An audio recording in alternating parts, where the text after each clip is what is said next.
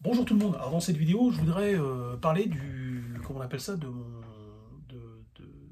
fait que je me suis complètement désolidarisé dans ma vie de tous les jours, de tout ce qui peut être. Je ne veux plus aucun rapport, je ne veux plus avoir aucun rapport de près ou de loin avec tout ce qui se rapporte à l'islam. Et donc ça veut dire qu'en fait, je ne fréquente plus de gens de confession musulmane. C'est un choix, je fais ce que je veux, hein. Je fais ce que je veux ou pas. Voilà, je fais ce que je veux. Et pourquoi? Et pourquoi? Parce qu'en fait, à chaque fois que vous êtes en interaction en fait avec des adeptes de l'islam, vous vous retrouvez dans l'obligation de faire des compromis en fait et des concessions.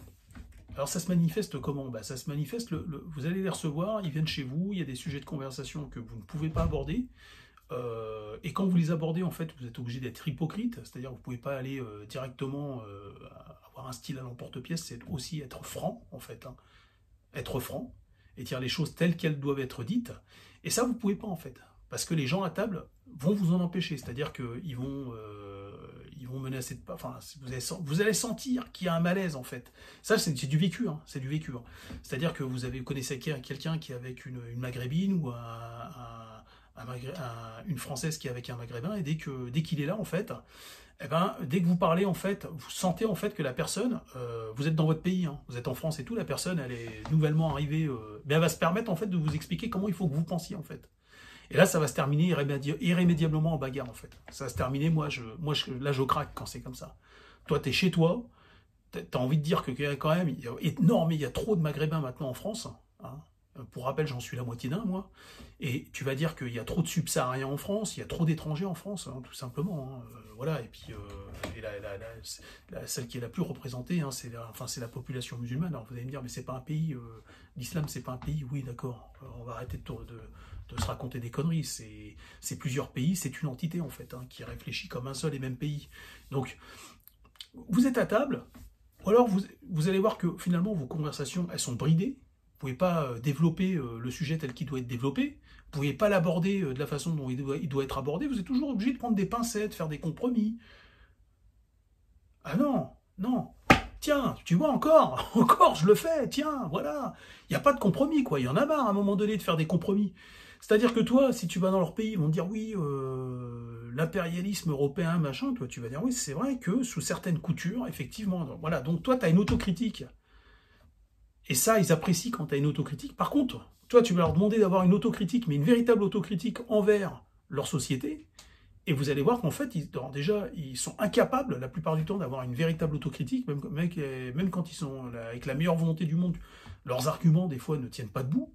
Enfin, ce qu'ils invoquent et tout. Vous voyez qu'ils passent à côté de l'essentiel. Mais en admettant même qu'il l'est, l'autocritique, souvent, vous allez voir, en fait, qu'ils font la censure. En fait, c'est l'omerta. Hein. C'est l'omerta, on ne va pas parler, voilà. Et donc, ça, c'est insupportable. Donc, je vois pas ce qu'il y a à gagner à les fréquenter, en fait. Je vois pas ce qu'il y a à gagner à les fréquenter. Un autre truc, c'est pareil, quand vous avez des voisins, c'est pareil, vous êtes obligé de faire des concessions et tout. Non, mais moi, je veux pas parler à... Voilà, c'est bonjour, au revoir, voilà, ça s'arrête là. Et sinon, on va pas développer, on sera jamais potes. Ça sert à rien. On va perdre du temps. Moi, je vais leur faire perdre du temps à ces gens-là. On sera pas potes. J'en ai eu par le passé des connaissances, j'étais en interaction avec des musulmans, ça a été stérile en fait. Ça a été stérile et pour eux et pour moi en fait. Donc ça ne sert à rien, ça sert à rien. Le projet, il est mort dans l'œuf en fait. Et c'est pareil, vous allez avoir au travail des collègues. Alors, au travail, on ne parle pas de religion et de politique. Ça, c'est un fait. Eh ben oui. Eh ben pourtant, dernièrement j'étais au travail, il y avait une mosquée, et il y a un musulman qui a arrêté de bosser pendant 20 minutes, il a été faire sa prière à la mosquée. C'est bien ça ou pas? Et ça, c'est pas un cas isolé. Hein. C'est pas un cas isolé.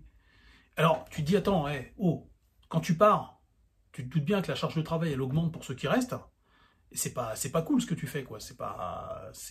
Déontologiquement parlant, ça ne se fait pas. Mais qu'est-ce que tu vas expliquer? Lui, il est animé par une pulsion primitive, quoi. Alors je dis pas ça parce qu'il est musulman, mais lui son cas à lui, hein, précisément.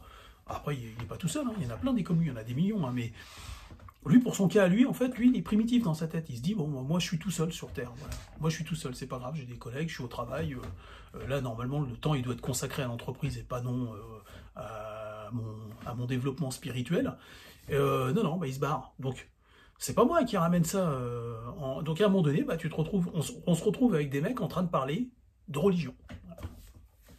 Comme ça, vite fait, on essaie de prendre des pincettes. Hein. Tous les Français en ce moment, tous les Européens de souche se retrouvent obligés de faire des concessions. Hein. On est obligé à chaque fois de prendre des pincettes quand on en parle. Par contre, eux, ils n'en prennent pas des pincettes. Eux, ils disent, comme ça leur chante. Eux, ils ont le droit. Le totem d'immunité. Et donc, autrement, je ne vois pas autre chose, et là je vais y venir, c'est que je ne vois pas l'intérêt de parler avec des mecs et de tisser des liens, enfin d'essayer de tisser des liens avec des gens qui, dans leur livre sacré, il y a marqué qu'il faut me la faire à l'envers, en fait. Toi, t'es un couffard, on va te la faire à l'envers. Et ça, je m'en suis aperçu, en fait, parce que j'ai fréquenté, moi, des musulmans quand j'étais jeune, et je me demandais pourquoi, des fois, ils m'évinçaient de certains trucs et tout. Pourquoi ils faisaient ça, quoi?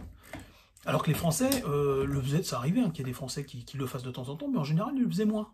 Ils le faisaient beaucoup moins, et c'était pas sous la même forme. Et les Français étaient beaucoup plus francs. Ils me disaient, bah, écoute, je te dis honnêtement, il y a des gens qui souhaitent pas ta présence dans le truc. Je dis, ah bon, bah, c'est vraiment des enfoirés, parce que j'ai rien fait de mal, mais bon, écoute, hein, je vais pas vous condamner. Et ben, vous savez ce qu'ils faisaient, les Français? Souvent, j'ai vu des Français qui disaient, bah écoute, t'es quelqu'un de vraiment sympa, enfin, t'es quelqu'un de tolérant, eh ben, on va pas y aller, on va la boycotter cette soirée, on n'y va pas. Je vous assure, j'ai connu des Français qui faisaient ça. On va la boycotter la soirée. Alors je dis pas que des Maghrébins le feraient pas, il fut une époque encore, les Maghrébins le faisaient, des fois ils avaient un peu cet esprit. Mais la situation s'est aggravée, ils sont devenus de plus en plus sectaires en fait. Et pourquoi? Parce qu'en fait à l'époque ils étaient isolés, et ils se retrouvaient avec des bandes de Français, des Chinois, il y avait vraiment un mixte, et si vous voulez on avait une influence sur eux qui pour moi était positive, comme eux pouvaient en avoir aussi à leur tour une influence positive, c'est-à-dire que tout le monde travaillait dans le bon sens on va dire. Et à un moment donné, ils ont été de plus en plus nombreux. Et puis, bah, malheureusement, chasser le naturel, il revient au galop. Hein. Et puis, bah, en fait, il y a eu ce logiciel qui anime, ce logiciel islamique qui les anime. Hein. Et finalement, en fait, ça a repris le dessus. Et puis là, petit à petit, moi, j'ai commencé à voir que les choses changeaient. C'est-à-dire que t'étais évincé des bons plans. Alors, quand je dis dans l'autre vidéo, tout ce qui avait rapport avec le fric, c'était juste du travail. En fait, moi, par exemple, des fois... Ils savaient que j'étais au chômage, ils avaient une ouverture dans du travail, bah, il a proposé à un des leurs, un mec qu'il connaissait depuis à peine 5 mois, depuis 2 ans, alors que moi il me connaissait depuis belle lurette. Tiens, allez, voilà, toi t'es un consommable, tu fais pas partie de l'islam, donc t'es juste un consommable. On va te la faire à l'envers. Et donc je me suis aperçu, ça c'est une mascarade où ils pensaient que je le voyais pas en fait, mais je m'en suis aperçu très très tôt en fait. Dès que ça a commencé, je l'ai vu en fait dès le départ. J'ai vu que j'étais évincé, et que les gens comme moi étaient évincés, en fait, de leur petit monde. Et je me dis, mais c'est dégueulasse, parce que nous, en fait, on leur a fait croquer tout le temps, dès qu'on a pu, en fait, on a été gentils avec eux. Et dès qu'ils ont eu l'opportunité, et qu'ils ont pu s'affranchir enfin, s'affranchir, entre guillemets, hein, c'est-à-dire se désolidariser de nous, en fait, et même de la gentillesse et de la tolérance qu'on leur portait, eh ben, ils se sont tout de suite renfermés sur eux-mêmes, et puis sous couvert que, comme quoi, en fait, nous, on n'était pas des gens fiables, et que dans le temps long, de toute façon, continuer à... qu'on pouvait... Enfin, voilà, bon, en fait, c'est eux qui décident de faire bande à part, et comment expliquer ça, et d'intégrer un réseau pour pouvoir grimper. Et là où c'est dégueulasse, c'est qu'ils vont... en fait, ils vont faire passer vous pour le boulet. Bah oui, vous êtes le boulet, vous êtes quelqu'un de normal. Et ça, le problème, c'est ce que je dénonce dans une vidéo précédemment, c'est que, oui, c'est vrai qu'il faut reconnaître qu'on est des boulets pour nous-mêmes. Les Français, aujourd'hui, ne travaillent pas ensemble. Et tant qu'on n'aura pas appris à être tant qu'on ne deviendra pas à notre tour une diaspora, et une espèce de petite...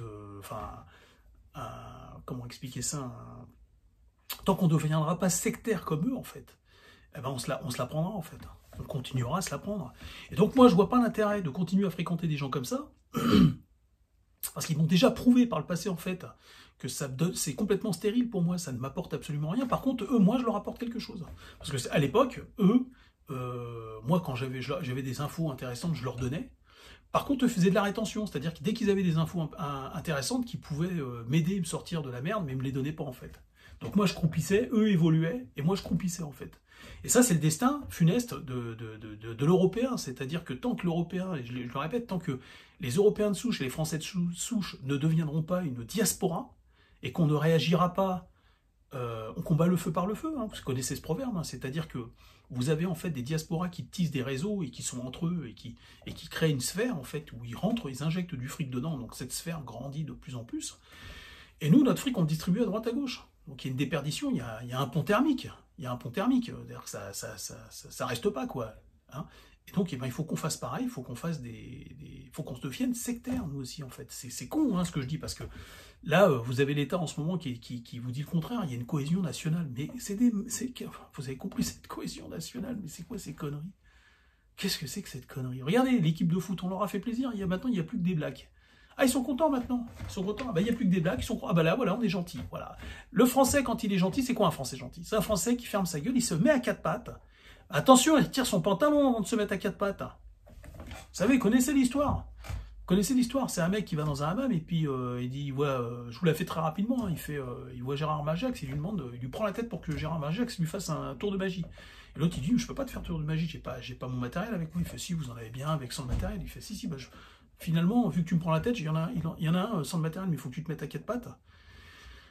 Et le mec, il lui dit, bah, attendez, à quatre pattes. Il fait, attends, tu m'as pris la tête, donc maintenant tu te mets à quatre pattes. L'autre, il fait, d'accord, ok, Gérard. Il se met à quatre pattes. Gérard lui dit, il faut aussi que tu retires ta serviette. Il fait, vous êtes sûr, Gérard Majax, ça va trop loin cette histoire. Il fait, ah non, tu m'as pris la tête, donc maintenant tu retires ta serviette. L'autre, il retire sa serviette. Il lui dit, Gérard, lui fait, tu le sens mon doigt? Et l'autre, il lui dit, bah ouais, je le sens votre doigt. Il fait, bah regarde mes mains. Donc c'est marrant, ça vous fait rire. Mais en fait, c'est ce qui est en train d'arriver aux Français, en fait. C'est ce qui est en train d'arriver aux Français. Il est à quatre pattes, on lui a demandé de retirer ses fringues. Et là, c'est la blague. C'est la blague, en fait. On a foutu le Français de souche à poil, en fait. Le Français de souche n'a même plus le droit, en fait, de dire qu'il est Français de souche. Ça, on l'a dépossédé même de sa substance, en fait. On l'a dépossédé de tout, de son pays, de son être intérieur, de son essence même, en fait. Le Français de souche n'a même plus le droit de dire que les Français de souche existent. Il y a 4 ans, 5 ans, là, ça a fait un tollé, c'est-à-dire qu'on n'a même plus le droit de dire que la France était une nation blanche. C'est fou, hein, c'est dingue. Hein. Et donc, pour en revenir au sujet, hein, au cœur du sujet, c'est qu'aujourd'hui, moi, je ne vois pas l'intérêt de discuter avec des gens qui dans leur livre sacré, il y a marqué qu'il faut me la faire à l'envers. Voilà. À partir du moment où tu sais ça, tu comprends que ça ne sert à rien de t'attarder à discuter avec ton voisin, quand il suit ce raisonnement, quand il suit ce dogme. Ça ne sert à rien de parler et de t'attarder avec le collègue de travail, parce que tu connais le fond de sa pensée. Tu me dis pas en 2025 qu'il ne sait pas qui a marqué ça dans son truc. Tu me le feras pas croire, ça. Donc, moi, je ne vais pas perdre mon temps à discuter avec des gens qui ne travaillent qu'à me la mettre, quoi, comme dans l'histoire que je vous ai dit. Tu vois mes mains, tu sens mon doigt, bah regarde mes mains. Voilà, c'est le tour de passe-passe, quoi. Et donc, c'est triste d'en arriver à raconter des histoires de merde comme ça, mais c'est la vérité, c'est ce qui nous arrive. On est en train de se foutre de notre gueule, en fait. On est en train de se foutre de notre gueule. On se fout de notre gueule. On nous demande à nous, en fait, de faire des concessions. Enfin, où tu te retrouves, en fait, à faire des concessions sans arrêt, en fait. Sans arrêt. Sans arrêt. Et c'est pareil. Regardez, vous prenez un exemple. Vous allez, il y a une ville. Il y a de plus en plus d'adeptes de l'islam dans cette ville. Au début, il y a des commerçants, des artisans français, en fait, ou alors des traiteurs français. Au début, ça fonctionne tout ça. Parce que c'est des Français, des athées, ça peut être des Chinois ou des Portugais, des Antillais qui viennent manger là-dedans, voilà, qui ne font pas de distinction. Et à un moment donné, les adeptes de l'islam ne vont pas consommer dans ces magasins alimentaires. Et pourquoi? Parce que c'est pas halal. Donc, du coup, toi, tu perds tes clients. Enfin, quand leur communauté grandit, toi, tu perds forcément des clients. Et à la fin, tu disparais. Parce que tu fais plus ton chiffre. Et tu t'es condamné à disparaître. Et tu t'aperçois qui c'est qui va te remplacer? C'est un des leurs. Donc c'est donnant-donnant. C'est pas donnant-donnant, pardon. C'est donnant-prenant. Je te donne, et en plus, tu me prends. Non seulement je te donne, et en plus, toi, tu me prends en plus, par-dessus le marché. Donc on n'est plus sur du donnant-donnant. Et après, tu t'aperçois, en fait, finalement, que toi, ton magasin de vélo, je sais pas quoi, il va se faire taper sans arrêt, en fait. Il va être victime de cambriolage, quelqu'un va essayer de le brûler, tout ça. Et de toute façon, personne ne viendra acheter parce que c'est une mentalité sectaire, ils ne vont pas venir consommer chez toi, ou très peu, en tout cas, ils vont le faire que quand ils y sont véritablement contraints. Et tu vas t'apercevoir qu'en fait, dans ces quartiers-là, bah, tout le monde disparaît sauf eux, en fait, et que prospère, et qu'il n'y a plus qu'eux à la fin, en fait. Et donc, là, après, tu as un guignol à la télé, qui se dit président de la République, et qui dit qu'il y a une cohésion en France, une cohésion nationale. Vous voyez ce que je veux dire ou pas? C'est complètement ridicule. Donc, moi, je vous invite hein, à réfléchir, à méditer sur ce que je fais, sur ma façon de procéder, ma façon de vivre. Eh bien maintenant, moi, tout ce qui se rapporte à l'islam, je veux plus en entendre parler. Voilà, j'en parle sur ma chaîne, mais en dehors de ça, moi je calcule pas. C'est-à-dire quand un adepte de l'islam vient me voir et me dit non, tu parles à mon cul en fait. Je te dis tu parles à mon cul. Parle à mon cul, me parle pas toi. Tu sais ce qu'il y a marqué dans ton livre. Donc dans ton livre, il y a marqué qu'il faut que tu me la fasses à l'envers. Donc c'est ce que tu es en train de faire là. Tu es en train d'essayer de t'es en train de tu tournes les choses à ton avantage. Tu es en train d'essayer de comment on appelle ça, et puis, j'ai vu, je vois bien, hein, vous savez, je suis pas con, hein, je vois quand quelqu'un se fout de ma gueule, et j'ai souvent vu, en fait, des adeptes de l'islam se foutre de ma gueule, en fait. Se moquer de moi. Et c'est incroyable, parce que ces gens ne se connaissaient pas, hein. Ça peut être des gens de l'autre bout de l'Île-de-France, ils se connaissent pas entre eux, hein. Mais ils ont toujours la même réaction. Et c'est là que vous voyez, en fait, qu'ils sont animés par le même truc, en fait. Ils sont animés par le même truc, par le même commandement. Écoutez, je vous laisse méditer là-dessus. Je vous invite à en faire de même, hein, je vous invite à faire comme moi. Ne perdez plus votre temps. Il faut avancer, il faut qu'on avance entre gens qui se comprennent en fait. Voilà. Donc moi c'est mon choix, hein. C'est mon choix, je fais ce que je veux, hein. Personne ne va m'obliger. Hein. Moi il y a une cohésion avec des Français de souche, avec des Européens de souche, avec des métis aussi comme moi, il n'y a pas de problème. C'est-à-dire des gens qui pensent comme moi, c'est-à-dire c'est des métis, ou alors même à la limite même avec des Maghrébins. Hein. S'ils pensent comme moi, il y aura une cohésion. Toute proportion gardée. Hein. Voilà. Encore une fois, je le répète, quand bien même il y aurait 40 millions de Maghrébins comme ça, c'est-à-dire des gens, des exemples de vertu, on ne peut pas accueillir 40 millions de belles personnes en France, hein, encore. Non, mais ça ne veut pas dire que je ne suis pas fermé à ce qu'il y ait des Maghrébins qui est dans mon projet, hein, absolument pas. Hein. S'ils pensent comme moi, il n'y a aucun problème. Ou même des Chinois, hein, ou des comment on appelle ça, des Équatoriens, j'en sais rien, des Brésiliens, d'Argentine, je sais pas, des gens comment on appelle ça, du Vietnam, voilà. Mais voilà, c'est des gens qui ont pris conscience en fait qu'à un moment donné, il faut que ça s'arrête toute cette connerie, toute cette hypocrisie, quoi. Donc moi, je ne suis plus hypocrite aujourd'hui, et je termine là-dessus. Je ne veux plus être en interaction, à part au travail, quand je suis vraiment, vraiment contraint, et là je fais vraiment le strict minimum, c'est-à-dire vraiment la parcimonie. Hein. C'est-à-dire, je fais mon travail, hein. C'est-à-dire que si un musulman me demande de faire quelque chose, ça sera aussi bien fait que si c'était un Français de souche qui me le demandait. Hein. Je reste très professionnel. Hein. Il faut rester sérieux quand même. Mais par contre, s'ils me parlent, c'est voilà, ça rentre là et puis ça repart de l'autre côté. Hein. Te fatigue pas, t'emmerde pas. Et moi, je leur fais comprendre. Hein. Je leur dis, tu sais, j'ai pas le temps, je suis pas là pour me faire des potes, moi. Enfin voilà, on se comprend. Et donc, dans la vie de tous les jours, c'est exactement pareil. Maintenant, moi, j'ai dit, quand il y a, c'est malheureux hein, ce que je vais vous dire, hein, mais s'il y a un adepte de l'islam qui est dans qui fait partie du groupe auquel je dois faire un truc, si je me renseigne avant, si je sais qu'il y a un adepte de l'islam, je n'y vais pas en fait. Je n'y vais pas.